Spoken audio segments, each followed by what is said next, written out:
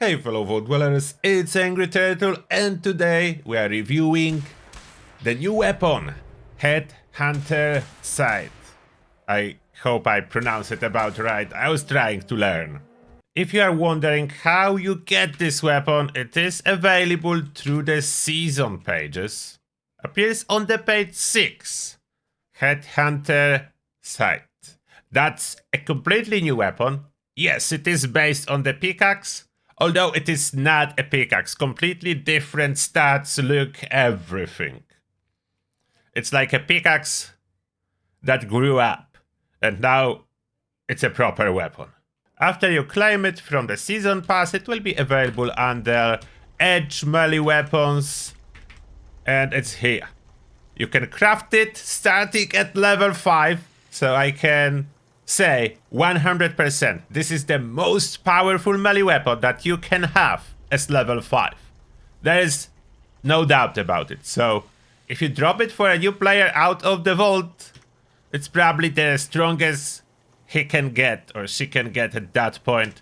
It cannot be crafted, unfortunately, exactly level 20, so it's either 15 or 25, but even as level 15, for someone who's starting as level 20, still like the most powerful melee weapon.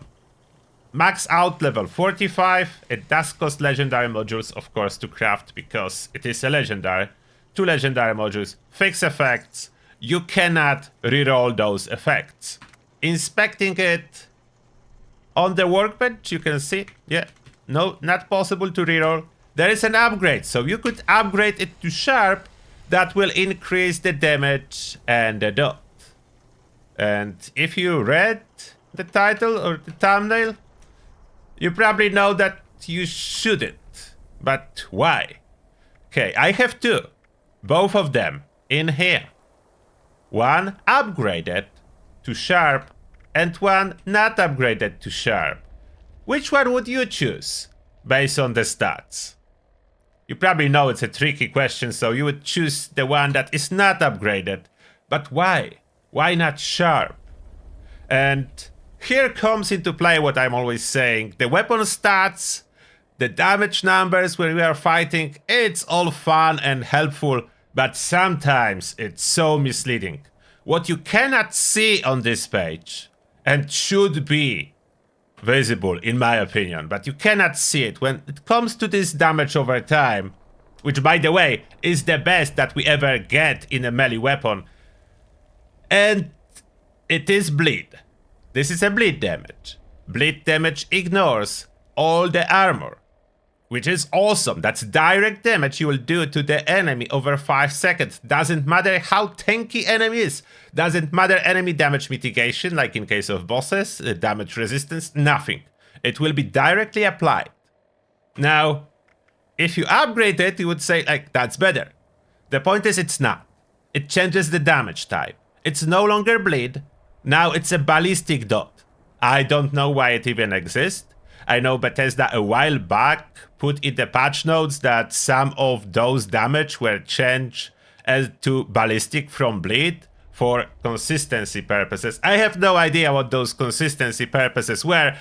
On all other weapons, this damage is nevertheless insignificant. That's the first weapon with a solid bleed damage.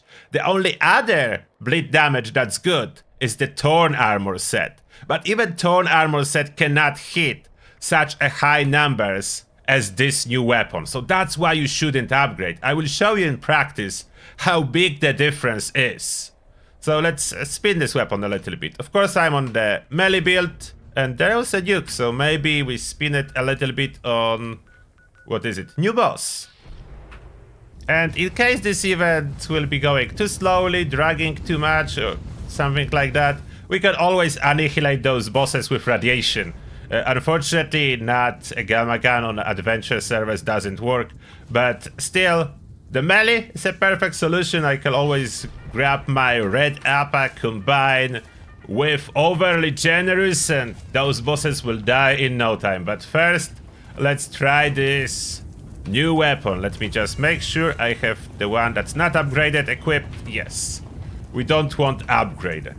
And of course, I am running a melee food boost for damage. Melee build in this game, unfortunately, it's reliant on food. 200% damage bonus. Like, have it or not have it. It's like obvious choice. You should have it, especially that it's easy to maintain end game, as you can buy those buffs. You don't need to craft them, which is perfect. And here we are, the brand new Storm Goliaths. And I can use some VATs. Okay, they are taking damage. Probably most of my damage at this moment comes from the bleed. Yes, robots can bleed in this game, so most comes from the bleed. If I would switch to use some actual radiation damage, let's see, look at that. Look at those big chunks. That's the radiation damage, just for fun, and it's dead. That's the radiation damage. So at this moment for Neurological warfare, nothing can match a radiation damage sources. Unfortunately, there is no other damage source that can just put the boss down in no time. Literally in no time. But okay, not literally. There's still 10 seconds per Goliath probably. But still takes some time. Comparing to a regular attacks with this weapon, yeah, it would take time with this weapon. And by the way, I'm not wearing Thorn armor. I'm not wearing Thorn, I'm wearing regular Secret Service. And I don't want those two different bleed damage mixed up, as I'm only trying to present the new weapon. Okay, all the Goliaths dead. So let's show you a proper demonstration how much this bleed damage actually do. Of course, we are using our favorite test subjects, level 100 super mutant. So look how much this bleed actually do. Did you notice my impact damage and following up bleed? That's the bleed. My impact damage is kind of insignificant comparing to amount of bleed that comes after. And what I really love about this weapon, the bleed. The bleed on this weapon is 5-second duration. So it is real fast. Look at this legendary. Even this legendary is taking significant chunks from the bleed. And those explosions, the melee explosions from the legendary perk, do carry the bleed as well. So any enemy caught in explosion will have bleed applied on top of everything else. Beautiful performance of this weapon. Now, upgraded one. Just so you know. Upgraded one. And I know about it thanks to your comments about this terrible thing that is happening to this weapon. It died, but it was barely any health. Okay, level 100. Okay, now observe the bleed. That's the bleed. I mean, that's the ballistic damage that replaced the bleed. Barely any. If there is a sliver of health, that's what it can do. And that's only it. That's why I said do not upgrade. By the way, thank you a lot to the commenter that was updating us all about this terrible thing that is happening to the weapon if you upgrade it. The dot type is being replaced, so it's not small difference. It's night and day difference. I'm pretty sure that's how the saying goes. So look at that. That's the proper bleed. It's like insane amount per tick. The mutant hands has more health, so you can see it even better. Like barely any impact damage, but the bleed is taking them down beautifully and fast. So this is a fast bleed effect. Very fast bleed effect. As long as you do not upgrade. Now, this weapon is properly awesome. And you could take a look on the legendary effects. Damage to humans doesn't matter. Weapon speed, that's what you need. Weightless, awesome. So it is kind of a god roll, because on melee weapons the prefix doesn't matter unless it's a vampire. That's the only one that really helps you. As a vampire gives you healing and you can die less. So that's the main difference. And this one, damage to humans, it's basically Not important. If there is no vampire, the prefix is always bad. Only one good is vampire for regular melee weapons like this one. Nothing else really matter. Instigating, you could say, or damage boosting ones, but no. Not as much as melee foot. Melee foot is 200% damage. Instigating is 100%. What is better? So really vampire is what you go for, if possible.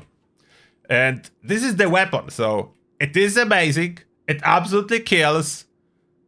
It will stack, by the way, with Thorn armor effect. If you add Thorn to it, you will have even more bleed. Okay, let me grab my Thorn.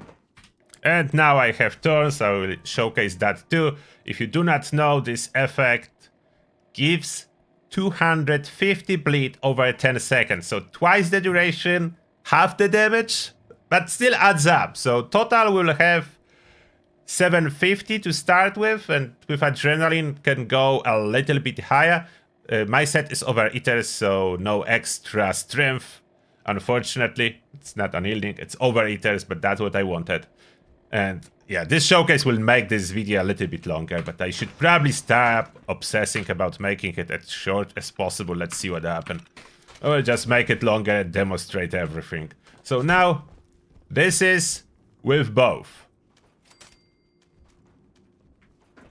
Just so you know it all work, let me switch it to the upgraded one, which is weaker one. You'll see better, probably 2 different dots. You can see it's ticking. That's mainly Thorn, as the dot from upgraded one does nothing. And you can see it's taking longer, so yeah, that's the Thorn. Thorn is ticking slowly. The bleed from this weapon, it's ticking fast, as it's 5 seconds and much higher damage. Oh, legendary, perfect. You will see both now. See, now it's a Thorn finishing a little bit. Legendaries have way more health. That's why they better to demonstrate. You can see a quick ticks. And now slow from Thorn finishes off. After the weapon one expired, Thorn keeps going on. So you have more. And unfortunately the Thorn amount of dot is not affected by anything at your build. So it's always 250. It's fixed. And the weapon one, it's affected by all your perks and so on. So now I have 600 plus 250, that's 850. It temporarily jumped up when he was dying. I don't really know why. There's something new. So something is updating with the damage numbers. When super mutants are dying, will that happen again? Yes. I do not know why. Oh, Nerd Rage. Am I just outside of Nerd Rage? I can be. Just outside of Nerd Rage. Okay, will that still jump? Yes. Oh, wait. So what is that? Still jumping up for a little bit. I just discovered some odd interaction with damage. I don't know if it's important for any use case. So it's very short, but clearly the damage goes up. Anyone has explanation for that? At this moment, I don't. Honestly, that's a riddle for you. If any other commenter as brilliant as previous one that told me about this bug with this weapon, if you upgrade it, please let me know what can be causing this quite significant tick in damage on kill when nothing else is changing. I was thinking that rats and health fluctuation and nerd rage, but it's not it. It's something else. So that will be everything for this video. I hope you'll enjoy this new weapon if you are a melee build. As long as you don't upgrade, it is awesome. And that being said, thank you for watching and see you all in the next one.